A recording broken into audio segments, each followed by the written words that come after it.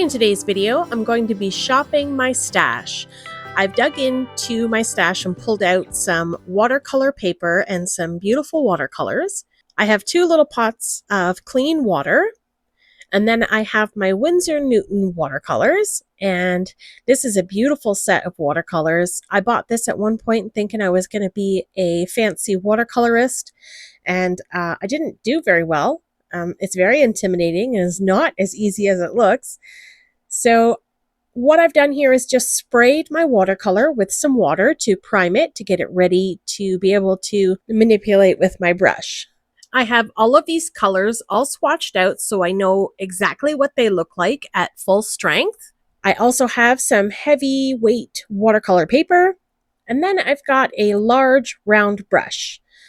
So I'm just gonna start mixing up some colors in my palette here, just deciding on what colors I want to use, adding some water and getting it all mixed up ready to apply to my paper. So the first thing I'm going to do is just lay a wash of water over top of my paper. Now I suggest taping your watercolor paper down. It'll make your life a lot simpler, but I didn't really want to do that. I'm not sure why, but anyways, so I've gone ahead and started applying this color to my paper, just random, mixing in some blues and purples and some teal green. And I'm also making sure that I don't mix the teal green too much with the purple because I don't want to create brown. I'm going for a sort of magical, ethereal looking background. So this is a really, really beautiful color palette, like really nice, cool tones. So once I'm happy with that, I'm going to heat set this with my heat tool. I'm also blotting up some of the water that has pooled because my cardstock has sort of warped a little bit from having so much water on it. And this is where it would benefit you to tape it down. So I went ahead and heat set this whole background. And then I'm going to go back and apply the colors over again, just to deepen it and create some variation and some texture. So I'll heat set that again. Once that's done, I'm satisfied with my background at this point. I did blot up some of those puddles of water. So I'm going to set this aside now and work on another panel. I grabbed another piece of cardstock and I'm working sort of to create 2 backgrounds. One is a sort of pinky purple, and then the right hand side is a bright pink and yellow, which made some really nice orangey reds. And then I'm going to splatter some darker pigment right over top of the backgrounds. So I'm trying not to cross-contaminate, leaving the purple on one side and the yellow on the other. And so I've splattered these backgrounds and really like the way that looks. So I decided to go back and splatter my first background. And I started with some white watercolor, and it just wasn't giving the effect that I wanted. I wanted something shimmery. So I went and grabbed something I had in my stash that I have never used. I've had this for a couple of years and never pulled it out. It's some really nice shimmery paint, and it's absolutely beautiful, like a really nice metallic finish to it. And so I splattered that all over my background. And so I'm going to let that dry, and then I'm going to go back to my second background and I'm going to splatter some copper on the yellow side and then a little bit of gold and sort of silvery paint on the left side. So I'll heat set these until it's all dry, and then we'll take a look at the beautiful metallic finish that you get. You see all that beautiful shimmer? Really, really nice metallic finish on that watercolor paint. I really like that. And then on the second background, you see that coppery gold, really pretty. And then you see the gold and the silver on the right-hand side. It's really impactful. So we're going to take these backgrounds that took only a couple of minutes to make and turn them into some gorgeous cards. So for the first panel, I'm going to cut a piece to go on the front of an A2 size card base. So I cut this down to 4 1/4 by 5 1/2. And I'll pull out some dies for this later on, but I'm just going to set that aside, and I'll take the other piece and I'm just going to cut that directly in half. I'll figure out what I'm going to do with this later, but I'll set those aside. So I've got 2 pieces there. So my first panel, that's 4 1/4 by 5 1/2, will fit on the front of an A2 size note card. And I kind of noticed that it wasn't perfect. So I grabbed some dies from my stash, and I'm going to use a bunch of these for today's projects. And I just kind of dug through looking for some stuff that I thought I might use. And I have some layering dies from Spellbinders, and I grabbed one of the biggest ones I've got here just to create a nice panel for the front of my card. And I'll just get that lined up and pass it through my die cut machine. And I cut off just a very small amount, but I just wanted it to be perfect for the front of my card base. So this is going to fit on there nicely now with a tiny little white border all the way around. And then I grabbed two more of those layering dies. I'm going to create a frame to go on the front of this card. So I've got two dies that are side by side in my layering set, and I'll just tape them together, space them out as best as I can, and run them through my die cut machine, and then it will create this skinny little black border that will kind of accentuate the card, just give it a little bit something. So the negative piece from that die cut, I'm going to use to cut out some words. So I've got a sentiment here that says "you the best." So I'll use that scrap of black and cut out the shadow layer. And then I also went ahead and cut the layers out of white cardstock and then a layer of silver and just adhered them all together. So it created a little thicker embellishment. I lost that footage there. So by the time I realized my camera wasn't recording, I was already done gluing the sentiment together. So let's put all these pieces together. I have my panel glued down to my card base. I've got some liquid glue on that black frame, and I'll just center that as best as I can and trying to make sure that it keeps its shape and doesn't get all warped. So I'll just gently lay it down and then guide the pieces sort of to make sure they stay squared. And then I'll apply adhesive to my little word embellishment and get that lined up on the card where I want it. I used a silver cardstock for the top layer of the "You the Best." I thought that matched nicely with the shimmer paint in behind. So I'll get that lined up, and once I'm happy with the placement, I'll grab my acrylic block and just press over top of those letters. And then lastly, I'm going to add some matte silver pearls. This is just something I've got in my stash that I thought matched nicely, and I'll just kind of figure out a placement where I want them to go. And then I'll just use my jewel picker, put a dot of glue, and drop the pearls on top, and then that's it. This card is complete. Really, really easy, but it turned out absolutely gorgeous. I love this palette of colors and the shimmer and just everything about it. It was a really fun project. All right, moving on to the next project. I've got those two scraps left over from the rest of my first card, and we're going to turn them into a couple of tags. So I have these tags pre-cut and ready to go. I'll leave a link to share the video where I made those tags. And I'm just digging through my stash, pulling out a little flower border die that I'm going to cut from some black cardstock. I think black is really impactful on these backgrounds. I think it just really makes a nice contrast and stands out nicely. And then I also die cut a couple of words that say "thank you." They're just really tiny and delicate, and I think that's the perfect touch for these tags.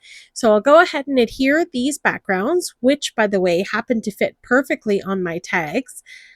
And I'll just use my liquid glue, line them up, and then use my acrylic block to set on top once I'm happy with the placement and allow that to dry.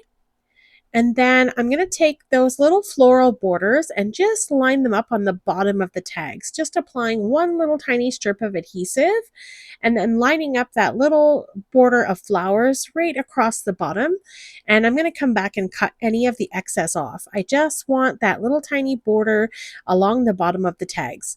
And I'm only adhering down the bottom of it. I'm allowing the flowers to sort of be free. So it creates a little bit of dimension and movement and some shadow, and I like the way that looks.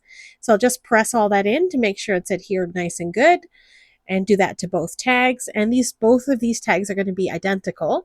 So I have this little tiny delicate "thank you," and I'm just applying adhesive with my fingers. They're just too small for me to try to dot with the glue itself. So I just have a scrap piece of paper and I'm just rubbing the adhesive over my fingers and applying these sentiments to the card. And that's it. I'm not going to do anything else. I think this is super cute, and that black really pops off those backgrounds really nicely. I think this is a perfect addition to a lovely gift.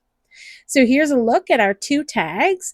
You see all that beautiful watercolor in the background, and you get that dimension, the contrast of black, and the flowers casting a shadow, which I really, really love. I think it just adds so much more to these tags. And then that's it. These two tags are complete. Super quick and simple. Literally took me 30 seconds to make. I just die cut a couple of things, glued it together, and look at these. All right, let's move on to the next project. Using the background that I have sort of two cards that I was planning to make from. So I've already got my sentiment die cut out. This is a thankful die, and it creates a shadow layer and the individual letters. Now, I'm not a fan of little tiny fussy little things. I struggle with that. So I really like this sentiment where you can kind of get 2 for 1. You could glue all these letters together if you wanted, but I just like this shadow layer. And I cut it out 3 times so I could glue it together and create a stacked look. So I'm not going to use these letters. You can do that if you want and make 2 cards out of 1, but I'm just going to go ahead and use the shadow. So I'm going to grab my background and I'm going to separate it. I'm going to cut off the sort of purpley pink background and set that off to the side. And then I edited this part out because I trimmed this down so much where I kind of lost track of how many times I cut it. I ended up with a piece that measured 3 3/4 by 5 3/4. And then I also have a copper shimmery background that measures 4 by 6. So this will layer on nicely. And I use my little tab punch to give those pieces of cardstock some character. And then I'm going to go ahead and layer up that sentiment. So I've got some liquid glue. I'm applying all 3 of those thankful die cuts and adhering them together, making sure that they're nice and straight and lined up, pressing in with my acrylic block to make sure that they're nice and attached. And then just kind of taking a look at my card. This is the layout that I want. So I'm going to put it all together. I have a card base that measures 5 by 7. I'll layer up the watercolor panel onto the shimmer copper panel and adhere everything down to my card base. And then I'll take that thankful stacked die cut and put that right in the very center of my card. And I love the way that you can see the colors coming through. This is a really fun sort of Thanksgiving type card.